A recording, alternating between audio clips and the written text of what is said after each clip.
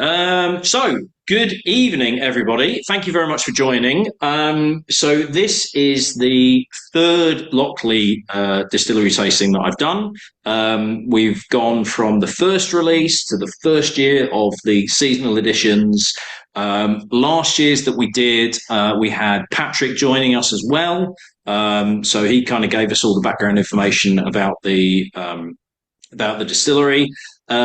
This year, because ploughing was launched a couple of weeks ago, trying to get a date where I could get Patrick involved was proving very difficult because he's got various tastings all over the country and across Europe, I think, in some cases, to be able to tie down to get the tasting done as soon as possible after ploughing was launched was proving difficult. So I'm going to do this tasting on my own. Now, I actually managed to get some time with Jill Boyd, who is the new master blender of Lochlea, who took over from John Campbell in September of last year.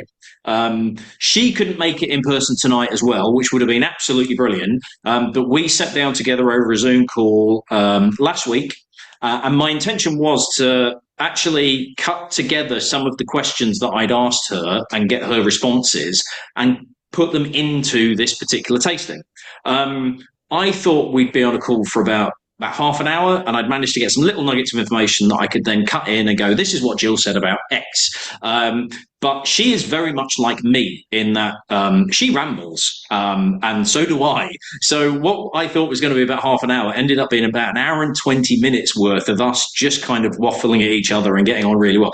Pretty much within 5 minutes, I was like, yeah, I like you a lot. You're really, really nice. I really hope she feels the same way about me. So what I've done is this morning I uploaded the whole interview onto a separate video, which is now on the YouTube channel. So this will be recorded for the people that haven't been able to make the tasting, because we are actually a sellout, but there's a number of people that are missing, so they might not be able to join us for one reason or another.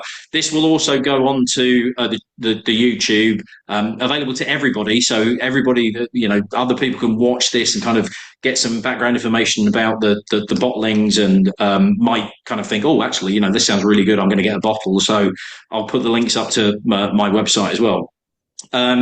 So what I'm going to do is, instead of cutting in various bits, which then could be like 5-10 minutes, and what is potentially going to be hopefully an hour and a half max of a tasting could be stretching 3.5 hours if we did the whole lot on, is I'll share the little nuggets of information that I got with Jill that I think were pertinent to as we go through the tasting.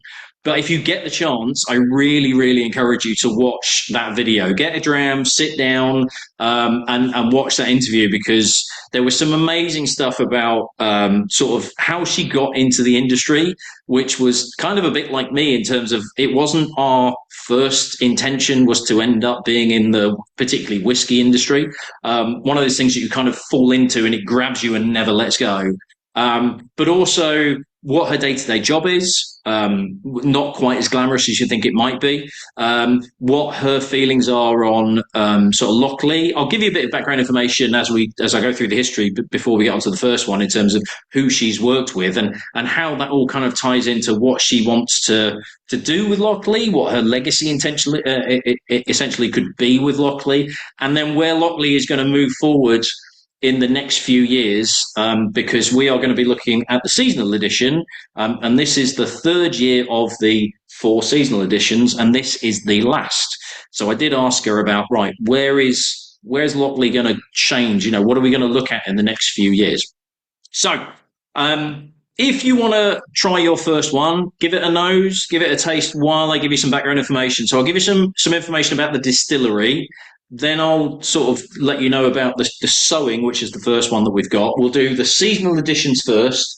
So we've got sowing, harvest, fallow, ploughing. Then we'll look at the overtone, and then the 6-year-old, and we'll finish on that, which is their oldest release so far. But I want to give you, some of you might not be aware about the distillery itself, the history of it, that sort of thing.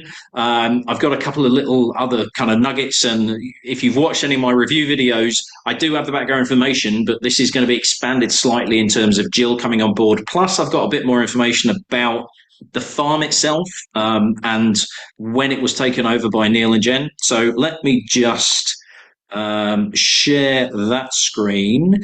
So if you do go to the YouTube channel, that's what you're looking for. So that is Jill there. And yeah, really, really good chat. And I would highly recommend giving that a watch at some point, maybe not straight after you've done the tasting.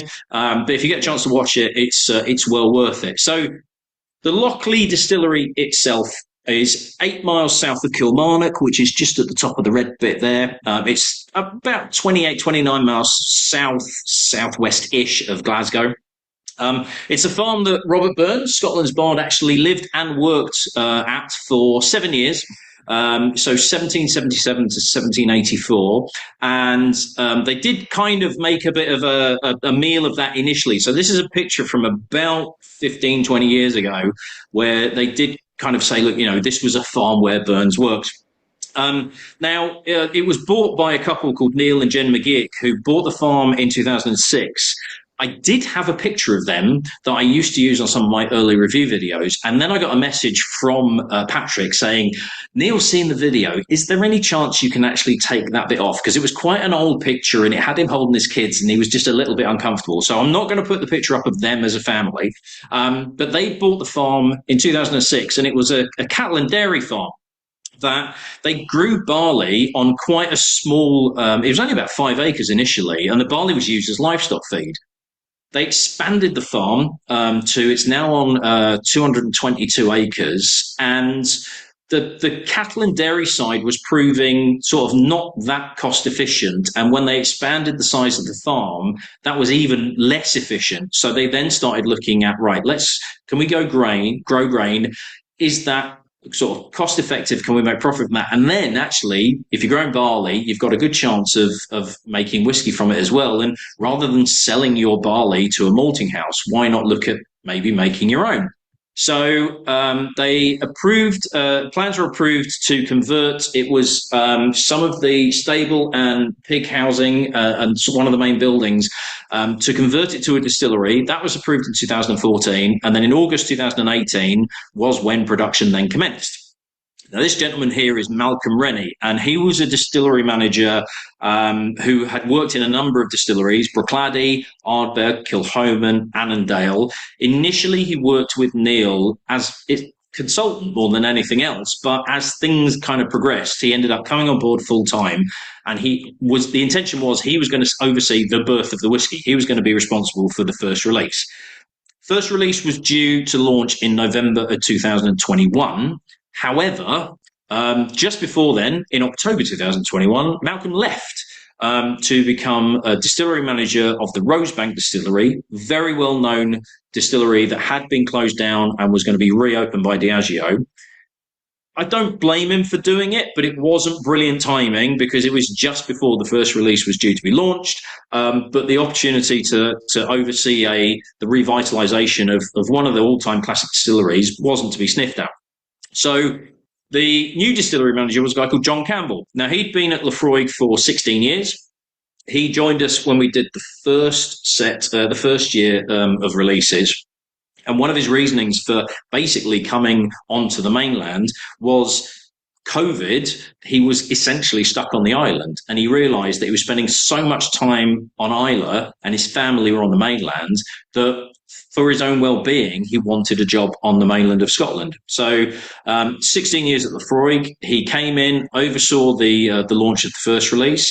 Although that was supposed to be November 2021, the bottling issues, now you might notice the pictures of the bottles on the pack that you've got, they're quite ornate. There's the square bottles that have embossing on that represent tyre tracks that go around the farm. And because of, as we were all aware, in terms of supply issues during lockdown and subsequent to lockdown, and glass bottles were really hard to get hold of, they pushed back that release of the first release to, conveniently, January 25th, 2022, which is Burns Night. So Burns Night tied in really nicely, and they now have a sort of a tradition of, on January 24th or 25th every year, there will be some kind of special bottling, and we'll get into one of those later on. So John then left back end of last year. Relatively sudden, nobody was really expecting it, and he took on a new role as a master distiller for a distillery in California called Cesper Creek. If you were to follow John Campbell on Instagram, you will know he is absolutely living the life of luxury. The video that they've put up introducing him, he's wearing a cowboy hat. It's pictures of him and his son on the beach. They're visiting Universal Studios. The sun's out. It really is kind of like just living the life of luxury, and it looks absolutely amazing. Now, I'm off out to the States in July, and Warbringer, which is one of the brands of whiskey, is it's a mesquite smoked whiskey, and I'm really intrigued to try and get a bottle back, at least one bottle back, to see what it is. Big shift for him, but a massive, not a massive career change, location change, yes, but he's still kind of doing the same thing, just in a very different market altogether.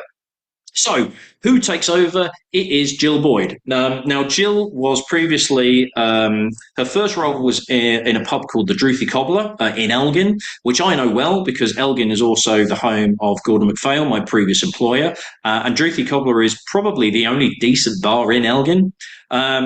As she says, if you watch the interview that I did with her, she was basically told, "We need you to be an expert in one of three things: coffee, craft beer, or whiskey." And she didn't really like any of them, so she chose whiskey. She wanted to be a forensic geneticist, but that kind of scientific, in-depth kind of thinking really then helped with whiskey production and the chemistry of whiskey and things like that. So she ended up going from the Drouthy Cobbler to working with William Grant's and Sons.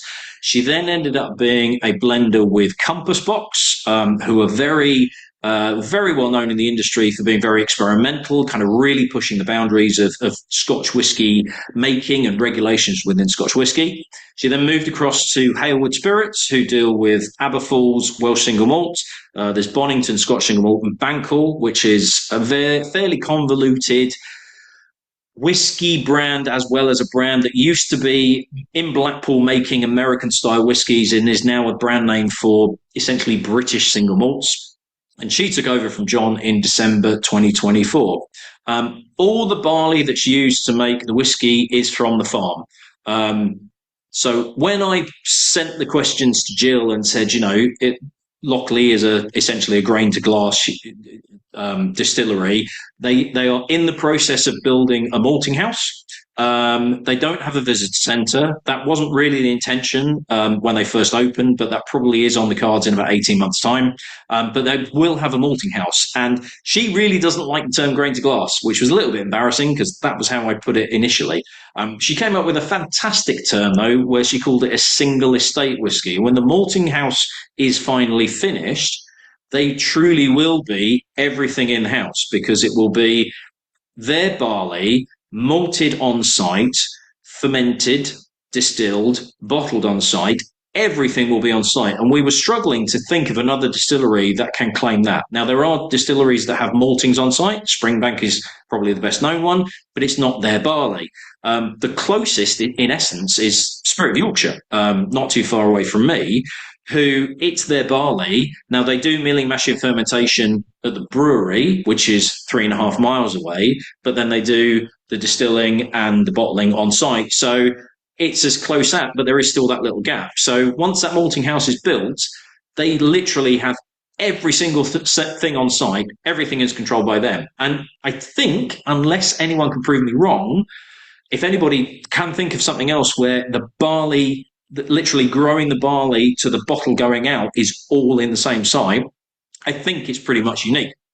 So the seasonal editions that were brought out in their first year were bottled to evoke the farming year. So we have sowing to evoke spring when the fields are being sown. It's a bit like the weather is now. It's kind of like the sun's out, but it's still a little bit chilly. Everything's really fresh. Everything's growing.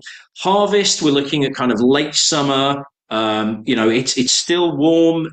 It's still relatively cozy. Fallow is once the harvest has been done and we have the sort of the leftover, the bits of hay are lying around, starting to get colder. We're getting into autumn, and then ploughing is evoking that sort of winter time. The fields are still relatively cold. You're preparing the fields in order to do the sowing, and you're wanting something slightly warming. And we'll look at how the four whiskies that they've released, the cask makeups are trying to really kind of get you to feel that sort of time of year as we go through. So you may well have already tried it. You might have finished your measure off already.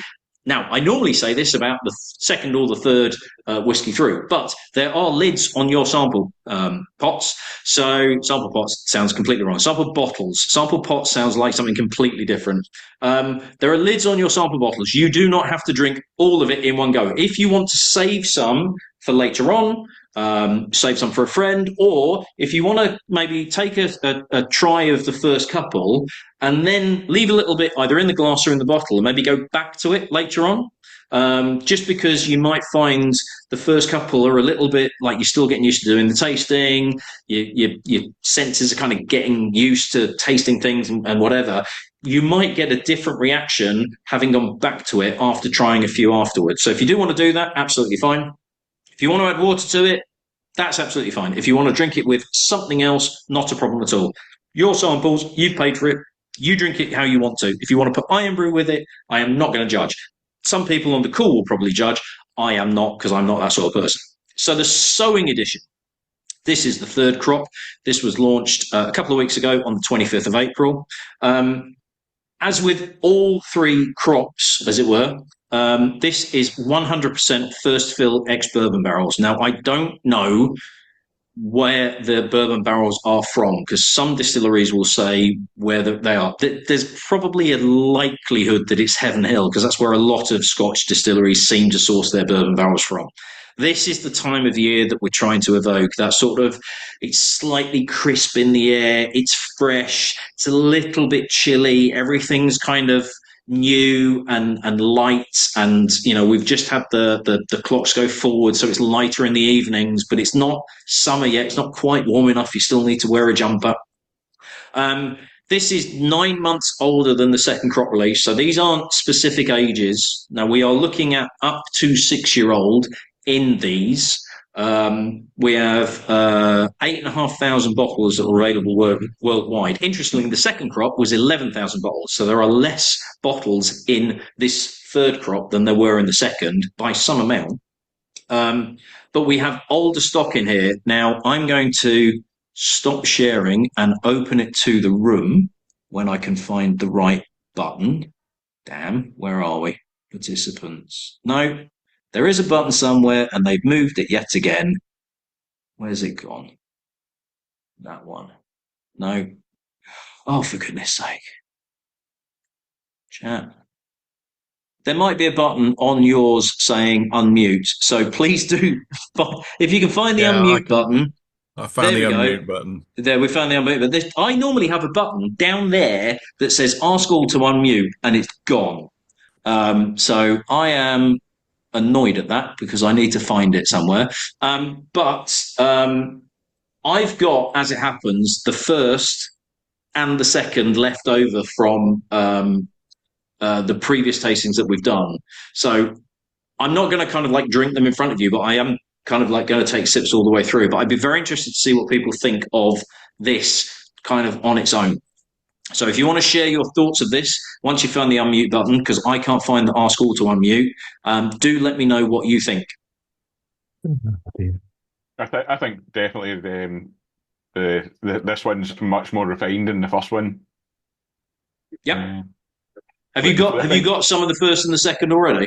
Yeah. I don't know if I had the second actually. I was just thinking that when you said that, but I've definitely got the first one. Had a couple of bottles over the years, and I think it was. I don't know if there's actually an age difference to the actual bottles over the years, if they're still just the sort of 3 years old.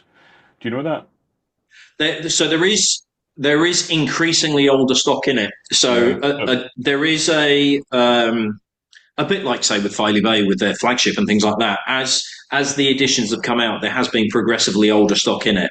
Now, I don't know what the proportion is, but Jill did say we have up to 6-year-old in these releases. So I think that comes through as well. I think that's what it is. Is the first one was quite harsh, like just that really young spirit. It was like almost bang on 3 years old. Just maybe, especially with bourbon casks as well, maybe just didn't quite have the time to develop. Whereas maybe if it is just a wee bit extra time has just helped it just not be as harsh and you can actually get lots of flavour out of it. It's very interesting. So this is the first one here, and it's very tingly. Chris is going to like this because I used to use this on my Drum a Day videos. Very effervescent, almost like sparkling. There's a real, what was it I used to say, Chris? A tingle on the tongue, that sort of thing. It's very spiky. It's clearly very young. Whereas if you have the third crop, a lot softer, but it's softer in comparison to the first. I can imagine drinking it on its own without anything else to kind of give you that context it's still got that youthfulness. If anything, the oldest that's in this, judging by when it was released, the ages and things like that, this is closer to kind of 4.5, 5-year-old on average. So it's still relatively young. And as you say, David, that the bourbon cask, you're bringing through a lot of vanilla oats. These are first fill bourbon casks, so they are pulling out as much as they possibly can rather than being a refill. But there is still that youthfulness, but there is definitely sort of edges shaved off with this slightly older stock. Is it making people feel like you're stood in an unploughed field in spring? I'm going to take that as a no. Not particularly. Any other thoughts? Anybody thoughts of this? Yeah, it's very pleasant. Very it's quite light and I don't know, fresh. Yeah. Jill mentioned apples quite a bit, and I think this is the one that she really kind of like was talking about.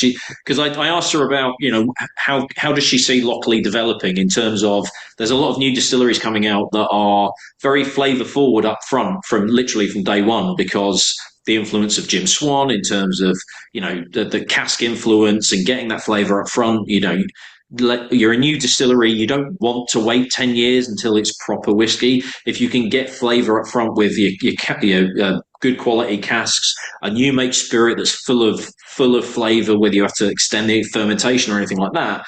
But does that mean that is it going to start to tail away after like 10, 15 years? Whereas, for me, Bamor, the pinnacle, having done a tasting up to 30-year-old, was the 17. Kalila, 25-year-old, is still absolutely amazing. And I said to her, where do you see Lochlea in sort of 10, 20, 30 years? What's it going to be? And she did talk about the early Lochlea being like a crisp apple, but then as it develops in the cask over time, it goes from almost, I think that what I was picturing, she never said it explicitly, but I kind of pictured it more in my head, was almost Granny Smith apple, really crisp. Then you get Golden Delicious, which is a bit softer. Then you start getting into like poached apples. So there is that flavour that runs all the way through, but it's the intensity of it and the sharpness of it then starts to flow through. So you get a core flavour profile, but it does develop over time. And it is pretty evident sort of trying these side by side. So it'll be very interesting to see where that kind of, as it ages, that softness starts to come through. But is there a point where it just starts to soften off almost too much? And I don't know where that's going to be still. All right, any other final thoughts before we go on to the next one? Chris is looking at Lindsay like, do you want to say something? No? So I don't recognise Samsung, and I'm just because it says Samsung on there, but I'm sure I've seen you before. Shall I just call you Samsung? Oh yeah, Stuart. Oh right, okay. I've not been on one. I've not been on one with you guys before, but obviously I know David really well. We do a lot of stuff with the Ayrshire. Yes. Yeah. And the other thing for me with Lochlea is our yard, the farm that owns the land that our yard is on, has actually sold quite a few fields to Lochlea at the end of last year. Right. And those fields have all just been sown in the last, couple of weeks. Ah, There's one. I think there's one field still on the other side of the road, which is literally, it's 10 feet from our gate, and it's too wet. yeah, So it's been ploughed, but they seem to be waiting for it to dry, and they were spreading lime in it a couple of weeks back, and everything was covered in a big white cloud. But for me, like I live in Dundonald, which is only 7 minutes from the yard, which is only another 5 minutes up to the distillery. So luckily, yeah. over the last few years, being local to it and watching it and seeing it has been the big thing. Fantastic. Banging on the door, going, "Where's my bottles? When's I, your next one coming up?" we keep dropping hints and putting wee things on their Facebook page, but the fields they bought from what Billy, whose dad owns he owns the house where our yard is. His dad owns the farm, and from what he said to us in the last year was Lochlea actually preferred they must have got some barley from the farm last year. Mm. It's right next to the borders theirs. But Billy had said to us, the fields they bought, they actually preferred the barley from those fields Yeah, over their own, and they've now bought, they've bought quite a lot of fields all along the kind of the road yeah. there. So it'll be interesting to see what happens. But yeah, as you said, everything is on site, and yeah, I like nice the stuff. fact they've gone, "Oh, your barley's really good. We'll have it. We'll Yeah, buy it. That's ours. Thanks very much." So, right. So let's look then at the next one. I don't want to go too quickly through this. It's always the problem when we do a, a tasting that's the same distillery. Is once I've given you the background information about the distillery, it kind of speeds up a little bit. And I'm just conscious of, I don't want everybody just necking measures and then going bye, enjoy your night.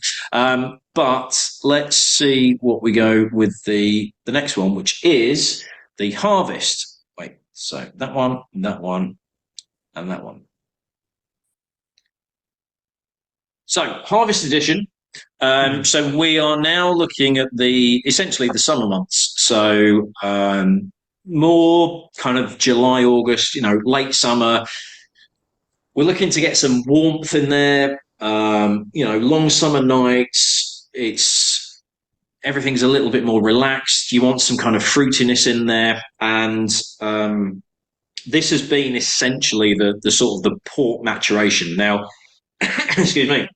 Whereas the sowing was full maturation in ex-bourbon casks, with the harvest we do have initial maturation in bourbon casks, and then the stock was transferred to. So this is not a single cask. This is a number of casks transferred to port hogsheads, and then one particular Oloroso sherry butt that they found was particularly good. And they essentially used that butt and the stock that was in it in amongst this with the port. So I think the first and the second were both just full port.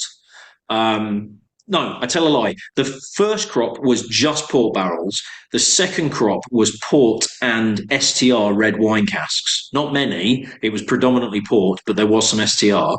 Whereas this, we've got predominantly port and then this little element of Oloroso sherry, just to give it a little bit more sweetness, as well as that sort of slightly dried red fruit note that you'd get with the port.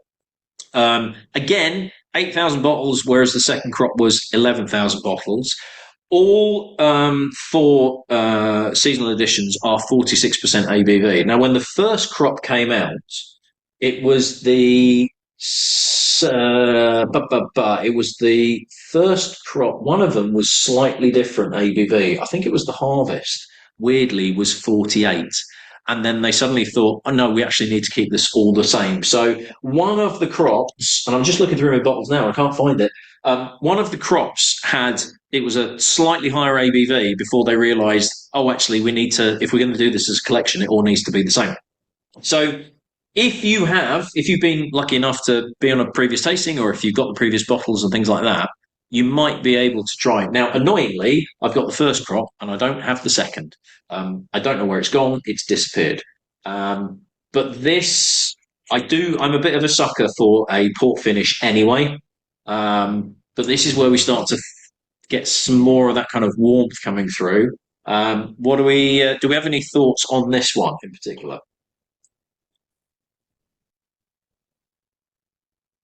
It stunned you all into silence. I'm going to take that as a good thing. We were just saying it was giving us more autumn than summer, but with the kind of red fruit. Okay. I'm going to keep some to compare it to the third one. Yeah. Yes. No. Definitely. I think it's it's noticeably warmer, noticeably fruitier than the sowing, but I think when you get to the fallow, it definitely will have that kind of, the fallow is more autumnal. But yeah, Might be more late wintry. summer. Yeah. Might be more Wintry. wintry. Yeah, potentially. I think you get a lot of the new mate coming through in this one. Yeah. For me, I've always found, and this has been literally from first release, there's this cereal note that goes through, and the best way I can describe it, because it's what I feel every single time I taste this, is a lot of single malt whiskies, particularly Speyside, a lot of tasting descriptions will talk about malted biscuits or things like Cheerios, malted cereal in milk and things like that. And that's not the cereal that I get through here.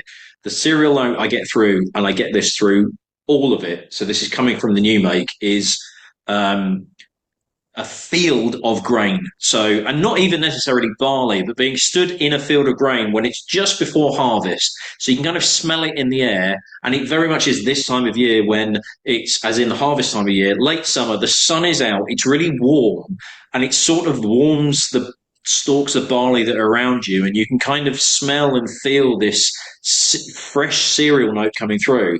And it's something that personally just runs through everything. And that's what the one thing I've loved about Lochlea since day one is they have an identity that it's not unique, but it's an identity that runs through everything.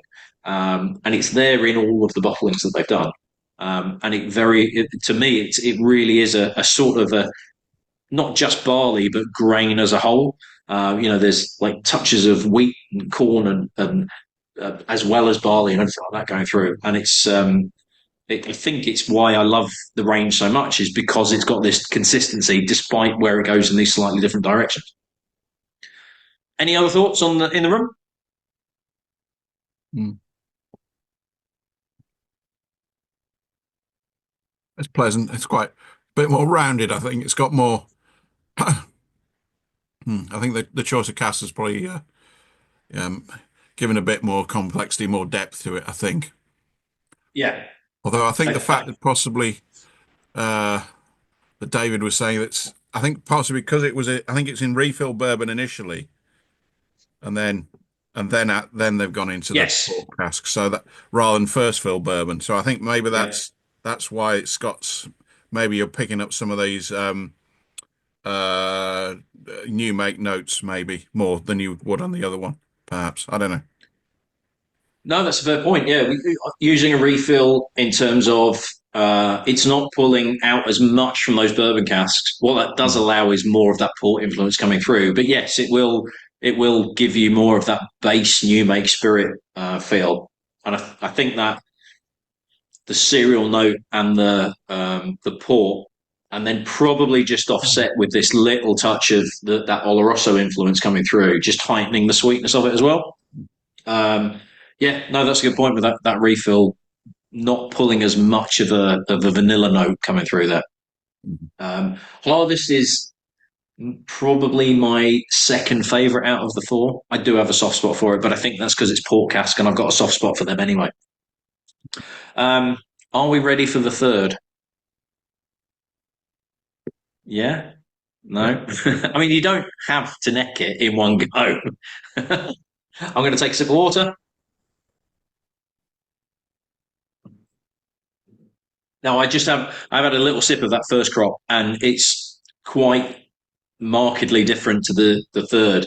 It's a lot spikier. It's a lot spicier, drier. I wish I had the second to be able to compare to it, but there is a definite change between first crop and second crop, and it just softens, and it's mellowed, and there's a lot more to it, and the finish is a lot longer as well.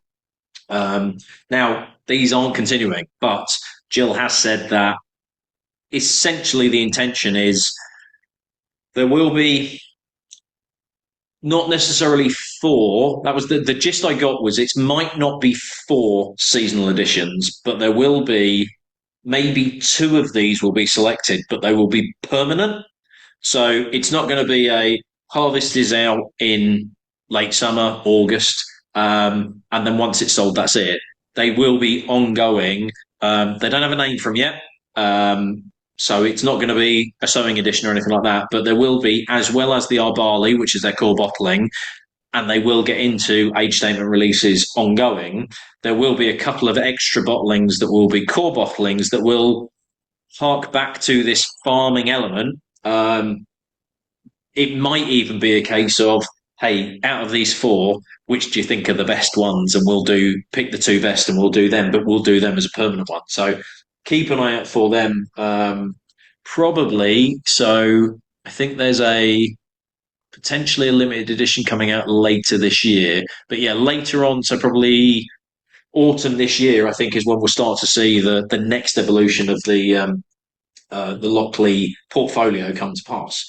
Right, so let us go on to the fallow. So, and that was the picture that I found, not the most glamorous picture that I found, of the Miguel Martin bodega in Jerez. They do have a couple of other bodegas as well, but this being outside of Jerez, they can't call it sherry. They can just call it Oloroso. But this is a sherry from the bodega in Jerez. And we're looking at about 5.5 years old for the harvest. So, fallow edition. So that picture pretty much sums up what we're looking at in terms of the time of year. Everything's been harvested. Things are getting a bit chilly. You kind of let the field sit for a little bit and things start to potentially almost like compost down before you start turning things over, which is when we get to ploughing. Very much that sort of scale. Everything's a little bit desolate. Everything's getting colder. So this is more September, October, that's that sort of year, getting into November, when we're just letting the fields kind of rest before we then plough to sow. And the fallow has always been, because you're looking for this warmth, you want to kind of warm yourselves up. This is 100% first fill Oloroso sherry, not necessarily from Miguel Martin. The second crop was 50-50 PX and Oloroso. The first crop was just Oloroso. And I remember when the second crop came out, being really excited because I'm an absolute sucker for PX, Pedro Jimenez sherry. So Pedro Jimenez is a much deeper, darker, some would almost call it a dessert sherry, although you can get very dry PX sherry. But a lot richer. This has gone back to the Oloroso, but this is, out of the entire selection, the sherry bomb, I would call it. Big, full-on fruitiness. We do have almost up to 6-year-old in this. We're looking on average about 5. There'll be some 4-year-old in, but we do have some older stock in there. It's not the oldest stock. But we do have up to 6-year-old in this. Again, less number of bottles compared to last year's.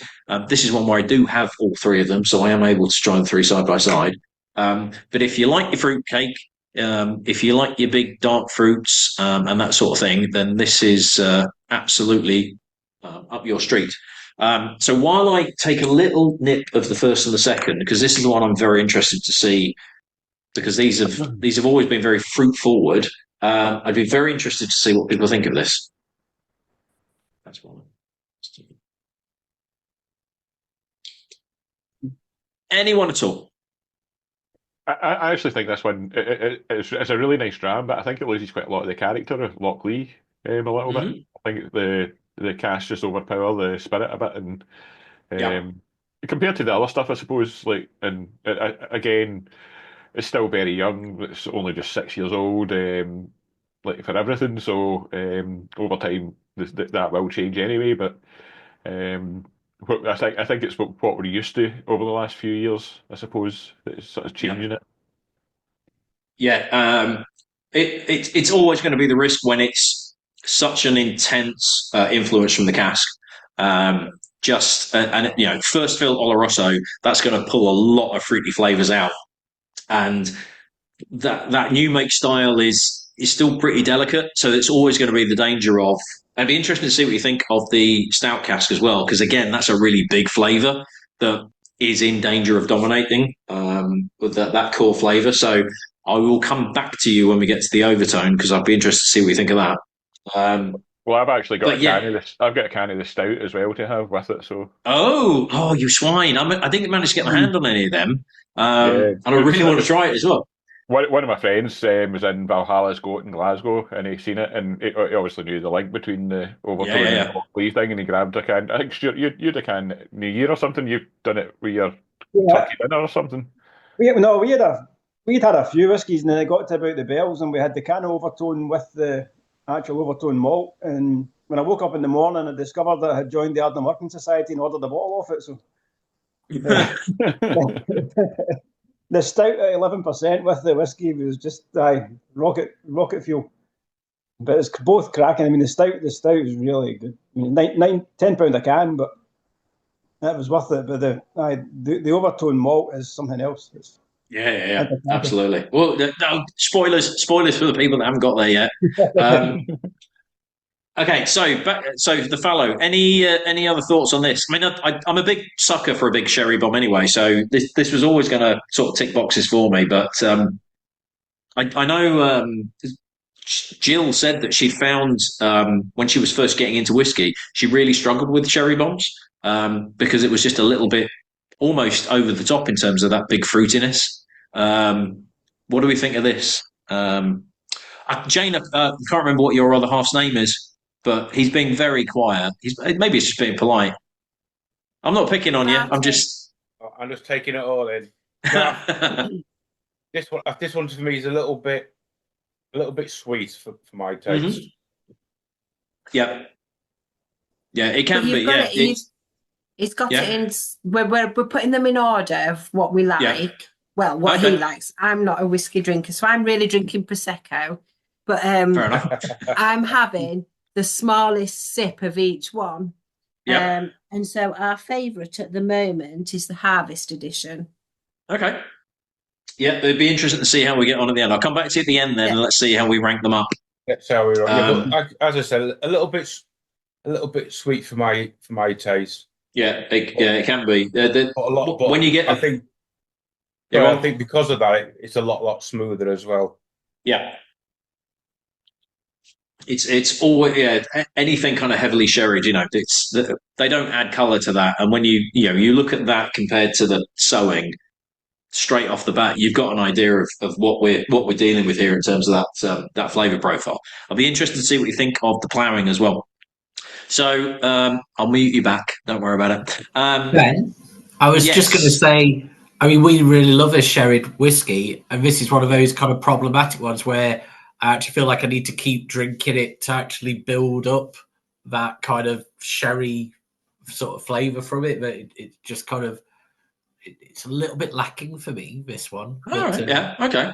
Just on the finish, like the initial taste, really like it, but it just kind of goes a little bit quickly. I just kind of feel like kind of need to build it up a bit on the palate. I just think that's probably the age of it. Maybe. Yeah, just lacking a little bit on the finish because of the youthfulness of it. Yeah, possibly. Yeah. It's very tasty. Yeah.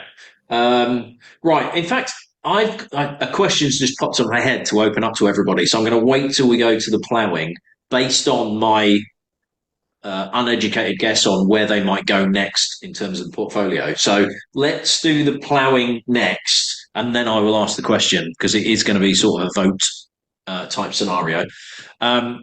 So the ploughing, which came out. So the sowing was April, harvest was August. Fallow was pretty quickly afterwards compared to the other two. So that was 24th of October. And then ploughing was 27th of March of this year. So This is one where on the bottle it says it has been matured in ex-Islay whiskey casks. Now, the first crop of this gave even more of a clue as to where it was from, because the first crop said it was matured in ex-Islay quarter casks, whereas the second and third are just Islay casks, Islay whiskey casks. They never explicitly said which distillery it was from Islay. But the first crop said it was from quarter casks, which is very well known and is one of the brands used by a particular distillery in Islay. And John Campbell used to be master distiller for 16 years of a distillery in Islay called Lefroy.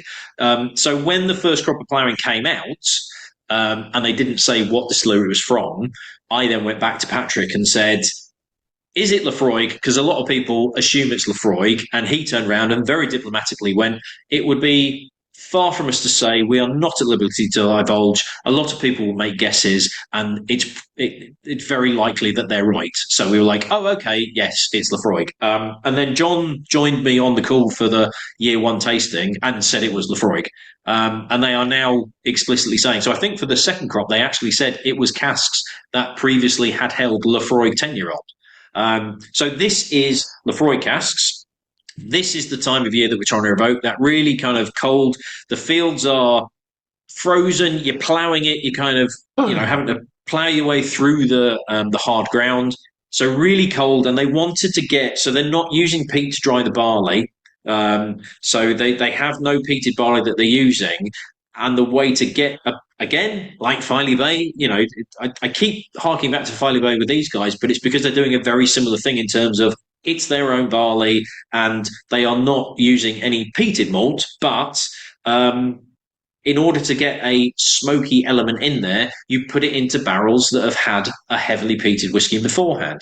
So it's not going to be as intense because it's drawing it from the wood. But if you can get hold of casks from an Islay distillery, that will give you that smokiness. In the case of Filey Bay, it's Kilchoman. In the case of Lochlea, because you've got that really close tie to Lefroy, it makes sense it's Lefroy again. So in here, we have 6-year-old, maybe even slightly older than the 6-year-old. So this is on average a year older than last year's crop. Again, less in the batch. But this is Lefroy 10-year-old barrels that have been used, or barrels that were used to go into Lefroy 10-year-old. So it might be slightly older than that. And this is pulling out the sort of the smoky element, but because it's pulling it out from the cask, it's not going to be as intense. You're looking at a bit more of a sweeter smoke coming through. Now, Lefroy is interesting in terms of the smokiness that's there. It's quite well known for having a lot of people kind of call it swampy, and it's the sort of the word on the street in essence is the peat that's used to dry barley for Lefroy has more greenery in it, so it's more compacted greenery, and therefore it gives you more of a sort of swampy smokiness than drier smoke from the likes of Bamordu maybe. But that sweetness really comes through here. So this is the only peated one of the night. So I appreciate it's not to everybody's taste, but this isn't as intense as if I gave you Lefroy 10-year-old. Jill was involved in the blending of this. So when we get to Overtone, she joined the business literally as they were shipping it out. They hadn't even they bottled it and she was shipping it out. For this, the casks had already been picked for the blending, but she was then involved in the blending process. So, in essence, you can think of this particular one and the 6-year-old that we'll finish on as almost a handover between John and Jill. One of the questions I asked her was, does she have any intentions to kind of put her stamp on Lochlea? John is known as the distiller that oversaw the launch and the initial 3 years. But is there something that she's wanting to do where we can kind of say, oh, that was Jill's era? And she did say that there were people that have come up to her and said, particularly in the time at Compass Box, that they could kind of tell when she was involved in a bottling. So there is going to be not a massive change, but you might kind of see something over the next few years where it's like, oh, this is where Jill took over. And this in the 6-year-old is the sort of the point where John was involved and Jill was involved as well.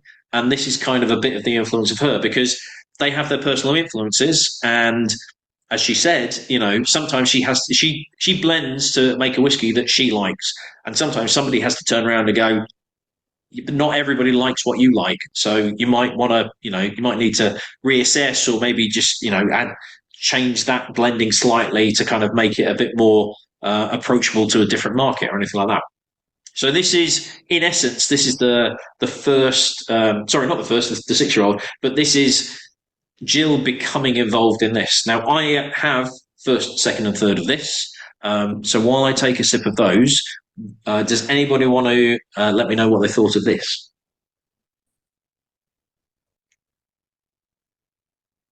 Yeah, I must be on a roll now. I really like this, actually. It's got the sweetness, which I'm not always keen on the sweetness, but with a very light smokiness that comes in right at the end, I think it gives it a nice depth to it. Unlike the fallow they had prior, I didn't feel there was any depth to that one. Yeah. This one gives it a nice depth with the smokiness at the end. Yeah, the smokiness is, any type of kind of peat element is always going to give it this like extra layer of complexity, and it's absolutely fascinating. Having tried first, second, third sowing, first, second, third fallow, and now first, second, third ploughing, the difference between the three of them is more pronounced on the ploughing than any of the others, because of that additional layer of smokiness. The first is almost quite ashy. It's really, having had the third and then gone back to the first, it's almost like cigarette smoke. It's really upfront. It's quite like raw. Whereas the fruit and the complexity and the softness that's in the third is markedly different. It's you can really see a progression between all three compared to the others. That it's there, but it's not quite as drastic as this. I was going to actually say the same, Ben. I found the first when I got it. I remember that sort of ashy, as you say, just there's something, it's like a kick to the back of your throat. It's almost like you're smoking a cigarette while having a dram type thing. And this one, the mouthfeel on it is really, really nice, and you get that sort of smokiness and things. But as it goes down your throat, the finish of it, it just changes so much as it just goes down your throat. It's absolutely amazing. It's lovely. Yeah. The mouthfeel. There's a lovely silky richness to it as well. I love the mouthfeel in this, which is, it's strange because I don't really get it on any of the others. That there's a thickness to it as well, which seems to be, I don't know if that's Jill's influence. I'm not sure. I don't know if she's somehow done something with the blending in terms of she's managed to find some casks that are adding a richness. I don't know. It's the wonder of a master blender. You never know whether it's luck or absolute talent. Yeah, it is. Yeah. What I find with this one, and not being I am not a whiskey drinker, and I don't really know if I'm qualified to speak, but of the four, this was the one that affected my aroma as well, like my nostrils. Like as I swallowed it, it seemed to come down my nose, and it left that taste at the back of. It left a long taste at the back of my throat and into my nostrils, if that makes sense. Yeah, no, absolutely. Actually, it triggered my sinuses, and I started sneezing as soon as I had a sip of it. I just started sneezing uncontrollably there. So it's weird. So two things, Jane. Two things. First thing, you are absolutely qualified to speak, because everybody's qualified to speak. Despite some of the people I know on this call, there is no silly questions, no silly answers, and we all take this differently. So there is nothing like daft that you can say or nothing that doesn't make sense, because it's whatever works for you. The second thing is, what you're describing, is that in a good way, or is it not working for you? I think, as I'm not used to whiskey, it's an unusual thing. Okay. But I actually quite liked it. Okay, good. But I don't think I'd want it much more powerful than that at the moment. Yeah. And this is I'm quite glad you said that, because that does lead me into something that I've sort of mentioned a couple of times, in terms of, sometimes I get people come in the shop and they'll say, "Oh, well, I don't like I don't like smoky whiskey. It's like licking an ashtray." Or I had somebody come in the shop, and when I was working at the whiskey shop in York, and they bought a bottle back of Lafroig, saying it was corked.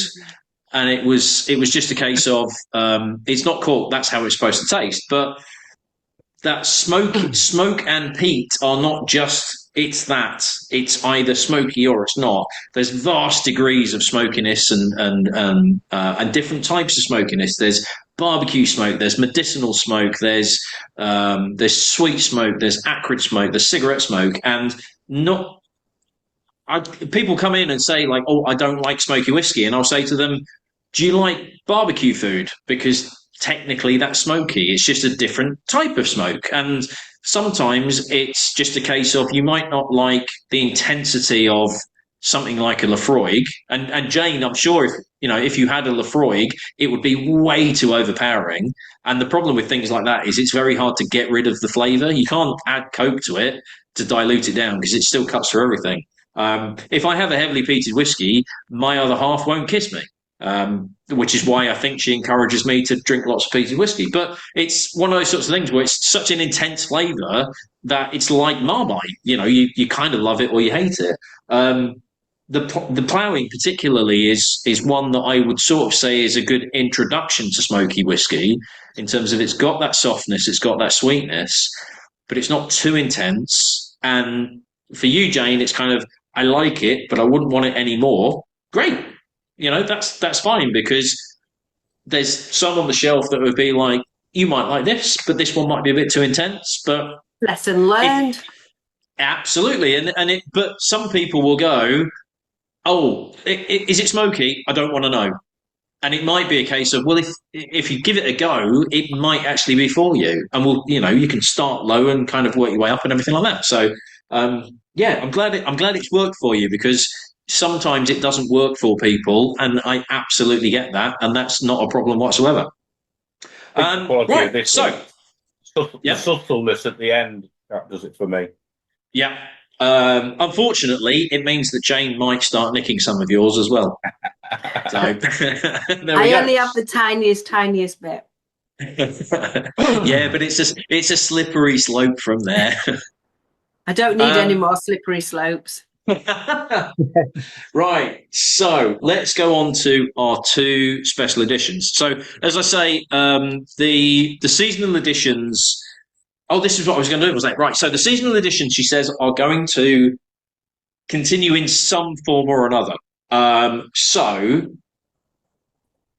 let's imagine that we were making the decision in terms of, right, what are we going to do? We're not going to do the seasonal editions anymore. We're going to pick two that are going to be ongoing, permanent parts of the portfolio that are, we're going to call them the farming release or something like that. I don't do marketing, as you can probably tell. But we're going to pick two of these four that are really good representations, and these are ones that we're going to do. We're going to have our barley, which is our core bottling, and then we're going to have two of these four that we're going to pick. So I'm going to do... What's the best way of doing this? So let's do some hands up in terms of, let's see which ones we would pick. So if you can... You've got to pick two, and I want hands up for which ones you pick as I go through each one, and I'll try and count them up. I'm not sure this is going to work.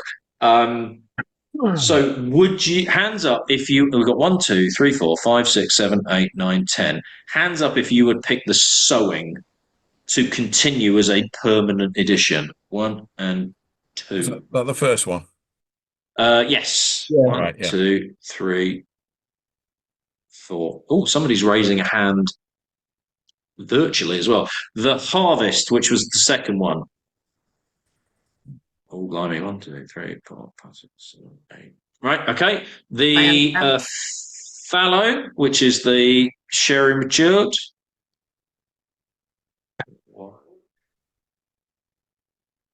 Stephen, I don't know if you should be raising your hand quite like that. We're getting a bit Elon Musk in that angle. One of those. And then the ploughing. 1, 2, 3, 4, 5, 6. Right. Okay. So it seems to be ploughing and harvest would be the two. Which I think ploughing gives you something a little bit different. And the harvest, you've got that warmth going through there as well. Okay, I will feed that back, and we will probably hear nothing from them again. But yeah, that makes interesting reading. So this will be, is in essence, there will be a core flavour profile that will develop with age. So this will be one where I don't know if they'll do batch numbers, because again, Filey Bay did a similar thing. We're going to do batch numbers, and now they're getting rid of that.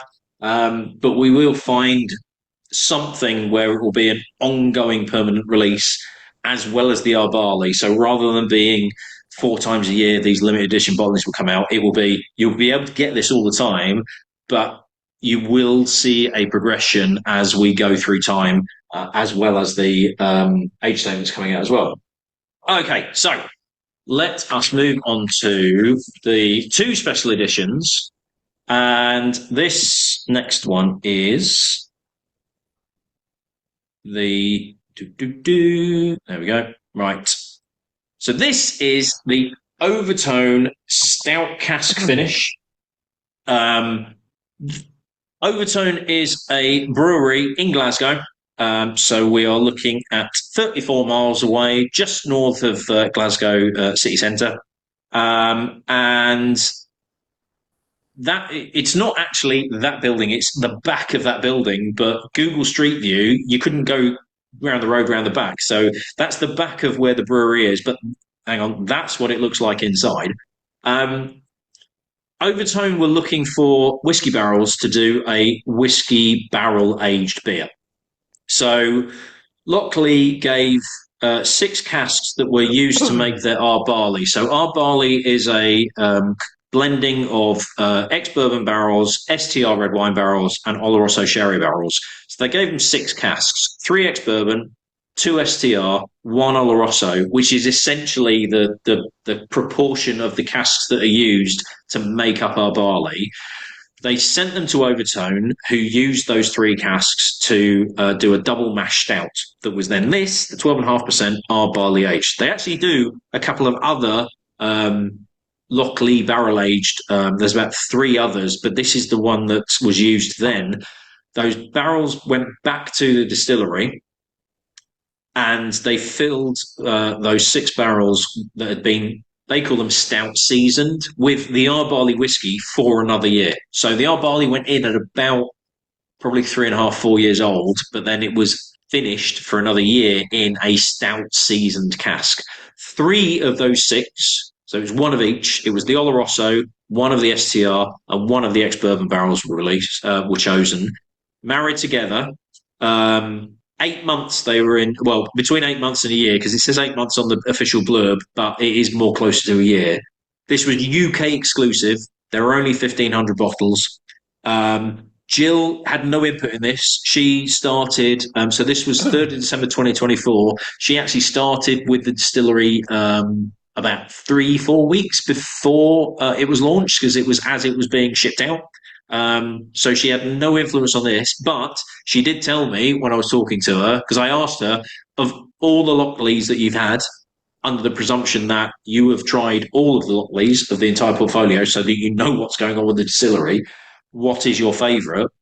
This was her favourite. There are actually 2 casks that she talked about that haven't been bottled yet, but apparently absolutely amazing. So I've called dibs on those to get a healthy allocation. Whether I see them or not, I don't know, but they sounded absolutely brilliant. One was a French red wine cask. I can't remember what the other one was, but she was absolutely waxing lyrical about them. But this, of the releases that have been out, this is her favourite, and quite possibly mine as well. So I would be very, very interested to see what everybody thinks of this, because stout casks, stout is a very big flavour, and there's not many around. But I'll be honest, pretty much every stout cask finish whiskey I've had so far, be it Scotch, be it English, Necessary Evil from White Peak, be it American, Catockin Creek did a stout cask rye finish.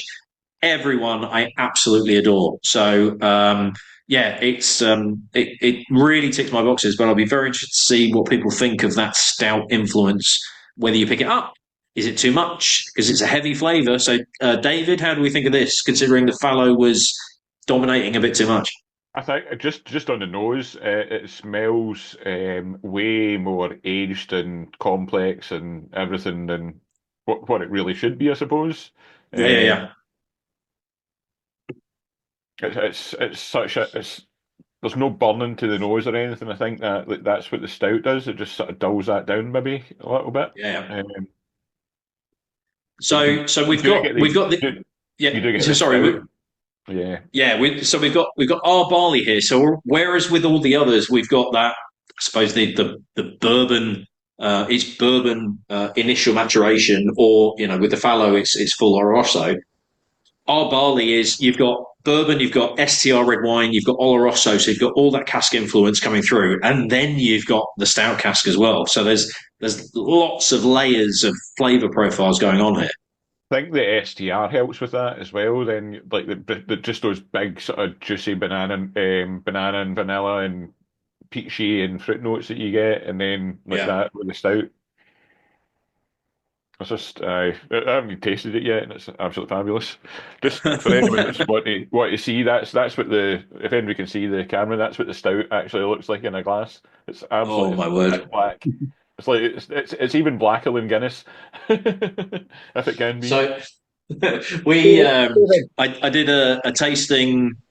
Oh, it was probably 18 months ago where we did beer and whiskey tastings. So it was White Peak Distillery and Filey Bay. So it was the Filey Bay flagship, the Wold Top Scarborough Fair IPA, then the IPA finish, then we had the barrel aged IPA, the Barrel Wave. And then we did the same with White Peak, which was a Necessary Evil Stout. So this was the White Peak core bottling, the Kuduro. Then so it was Thornbridge Brewery Imperial Stout. Then the Necessary Evil. So that was the whiskey with the stout that had been in the barrels, put the whiskey in, same principle as this. And then we had the Necessary Evil Stout, which was the whiskey barrel aged stout. So by the end of that, we'd had like 7 drinks, and then we finished on I think it was 15% stout that was essentially the texture of Bovril, and it just killed everybody. That was it. We just finished everyone off. Like every other glass was empty apart from that. There was like half a glass full of this just black stuff in there. What's the stout like, David? Is it thick as well? It's not that thick, no. It's actually. Oh, really? I am not a big crafty stout fan. I'll have a pint of Guinness. That's about my stout level of. Yeah. I love a craft beer and I love like IPAs and different things, but stout, I just find crafty ones can be very, like as you say, like heavy or weird tasting, and I just wouldn't go for it usually, but.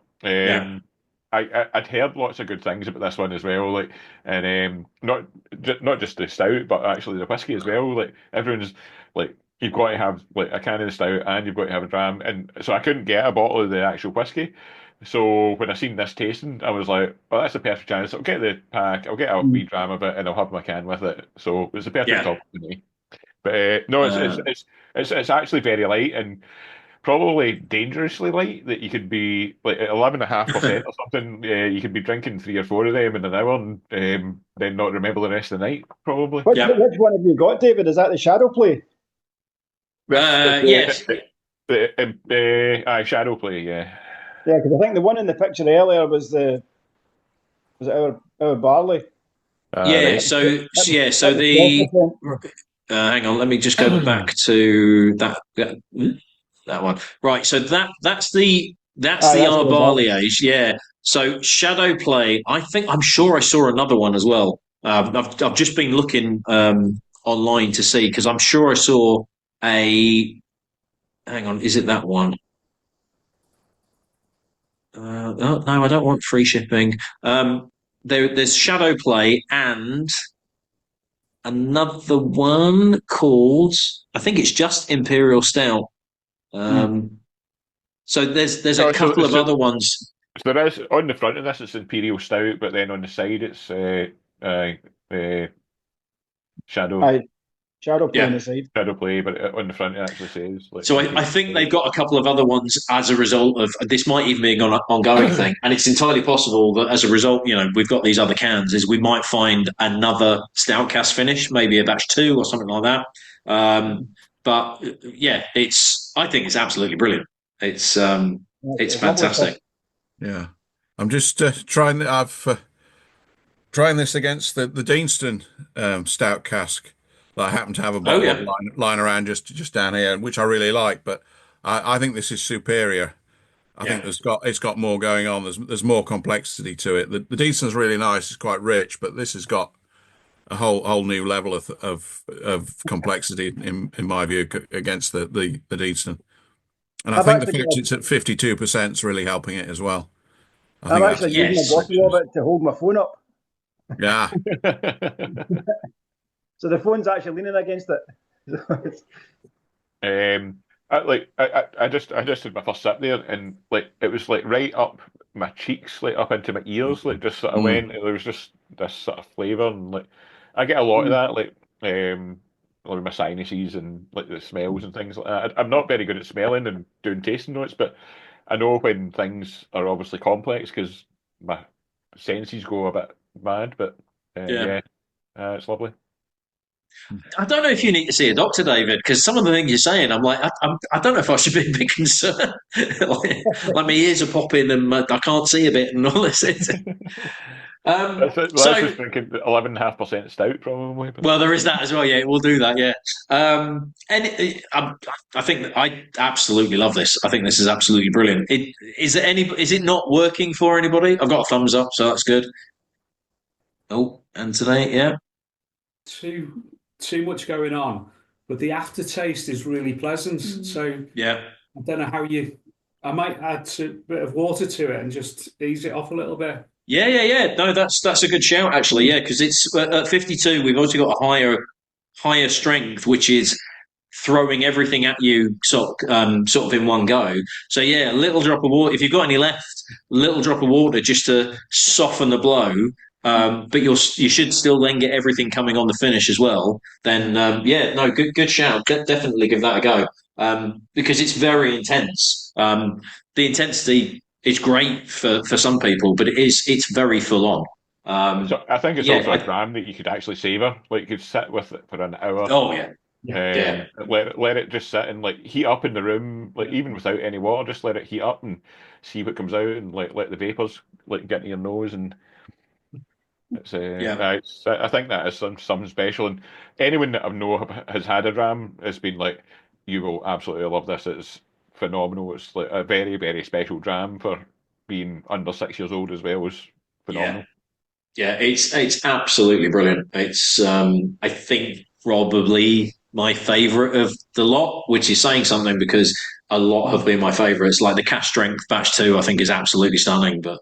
Well, that's what I'm trying to think. Because I can't see by any cask strength Lochlea. The cask strength Lochleas that I've had are phenomenal, and I thought they would be hard to beat, but I think this probably does actually. Yeah, fingers crossed. Then, we had the batch 1, batch 2, and then we had that with the can of stout, and the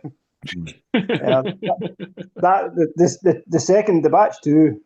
Was by far the best of all the ones that have been so far, but that was just that really did it. But yeah, as David said, there's a shop in Glasgow. If anyone's ever in Glasgow and you want to find some really interesting drink, whether it's whiskey or stouts or fruit beers or anything, there's a place called Valhalla's Goat, and it's just it's an Aladdin's cave of everything. That's where we've been getting these cans from. But I think half a year went there when I put the picture on the website at Christmas. You just come to see the spirit specialist. Yeah, I know. I obviously didn't pay him enough commission. Thank you, Jane. Thanks, darling. My son actually lives round the corner from Valhalla's Goat, so that's kind of every time he comes home, he brings something else from there. So that's the way to do it. Watching a bar in the city. In the bar in the city, they get a free case of beer. It's Innocent Gun. They get a free case of Innocent Gun at the end of every month off a staff order sheet. So it's got its perks. Perks of the job, man. It's great. Yeah. I wish I got free stuff. It'd be nice, wouldn't it? Right. So let's finish off then in the oldest bottling so far. So this is the 6-year-old. So 2018 to 2024. Not cast strength, interestingly. So the 5-year-old that came out last year. So the 6-year-old was launched on, well, it was actually 24th of January, but this is their special. This was this year's special bottling for Burns Night, and we will be seeing probably an equivalent. It will probably be 7, 8, etc., ongoing, unless they have something else that's kind of like really unique and distinct to launch on Burns Night. So this was their second age statement bottling. The first came out last year, same time last year, and that was a 5-year-old which used 5 casks. So it was a launch of 2,000 bottlings, 5 casks that were married together. This year it's 2,500 bottles because it's 6 casks. In order to be a 6-year-old, 6 different casks, 3 first fill ex-bourbon, 3 first fill Oloroso sherry. Now, when I got the 5-year-old, I did a review video on it, and I went, I don't actually know what the casks are. It just says it's 5 casks, but I've got no idea what these casks are, and I can't find them online.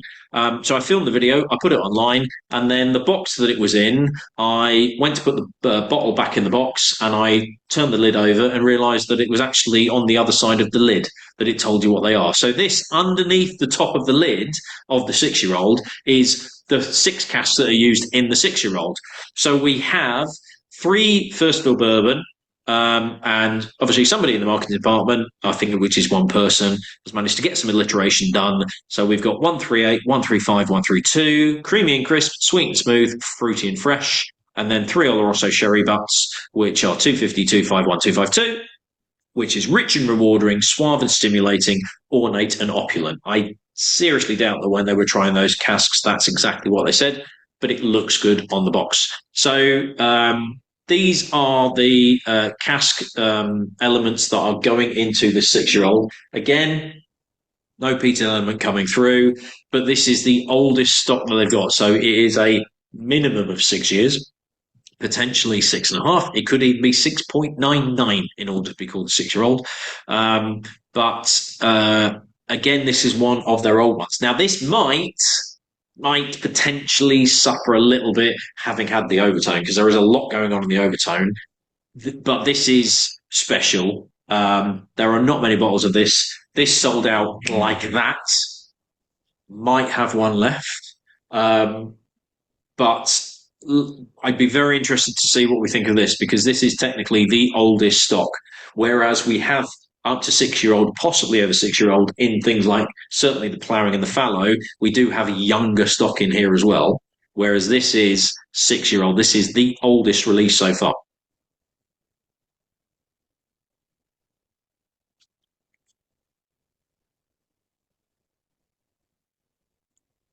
Again, stunned into silence. It's that good, people just can't speak. So I'm going to cut it there. I'm going to cut this bit out. I'm going to send it to Jill and go, Jill, look what you've done. They couldn't even speak. It was absolutely amazing.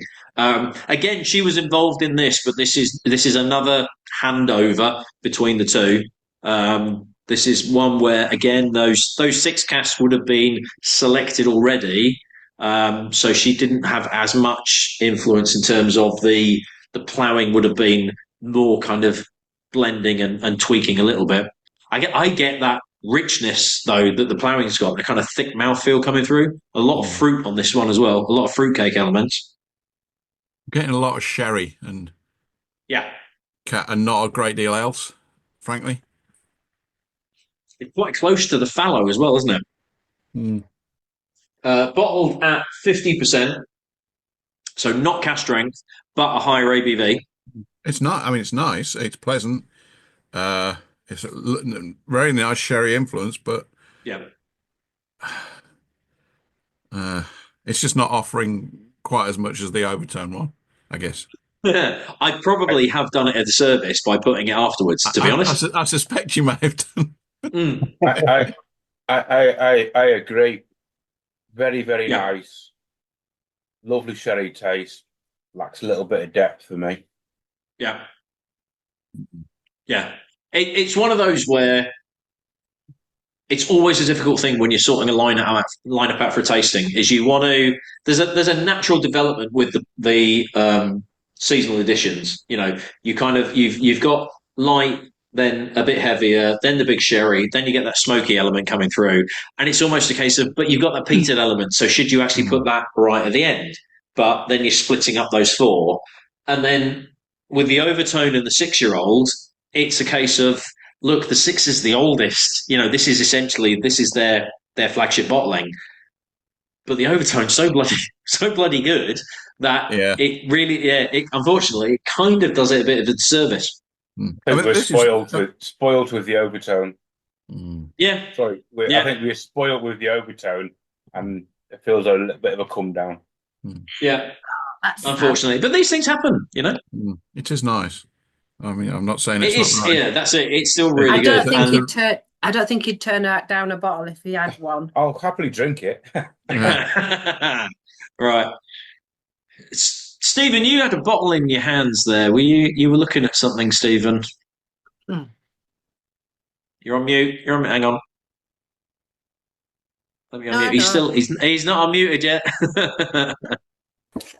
Bottle of Imperial Stout, I think someone else see. Oh, okay. Got to make yourself a Boilermaker.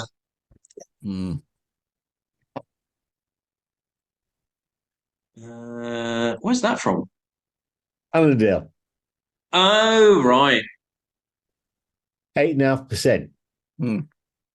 Oh, we. But he did hold up a bottle of whiskey. Somebody did hold up a big bottle of whiskey. I missed it. All right. Anyway, right. So yeah, it's always the problem of doing a run. Is sometimes it's difficult to know whether one should be, and the overtone's that good. It's just dwarfed the 6-year-old a bit. The 6-year-old has gone like that. There's not many bottles of it. Likewise, the overtone. To be fair, I thought I found some the other day on a supplier, and it turned out that they got a mistake on their website. But yeah, the 6-year-old again has completely disappeared. So let me just share that one. So that is it for the tasting.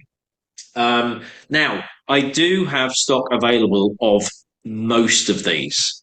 So as always, there is a 10% offer. And I always realise that I put this on the YouTube channel and I include this little bit as well.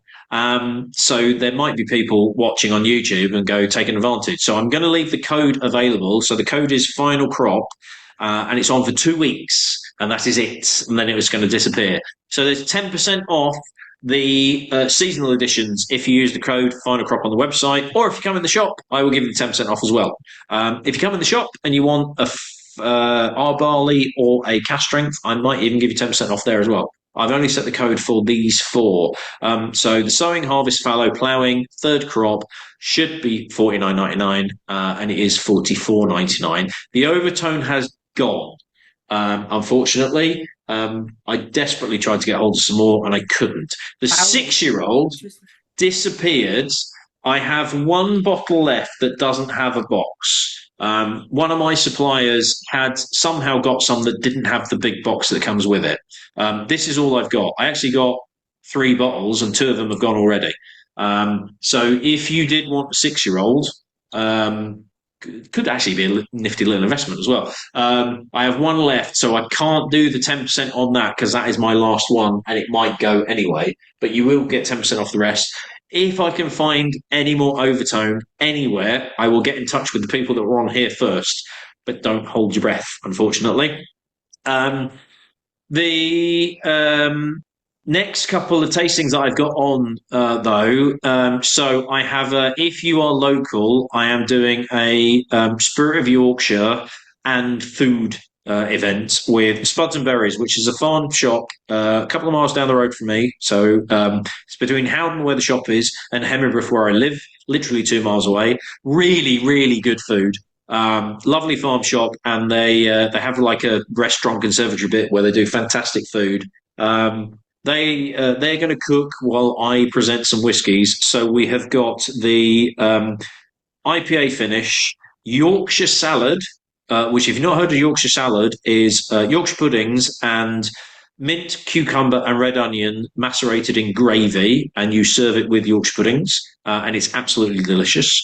We've got Filey Bay STR finish. We've got Sheffield Ash, which is essentially hash. Now that's the pie, which is the wrong bit. It's basically a beef hash with hendos, because we're in Yorkshire. The orange wine barrique, which is basically sold out everywhere.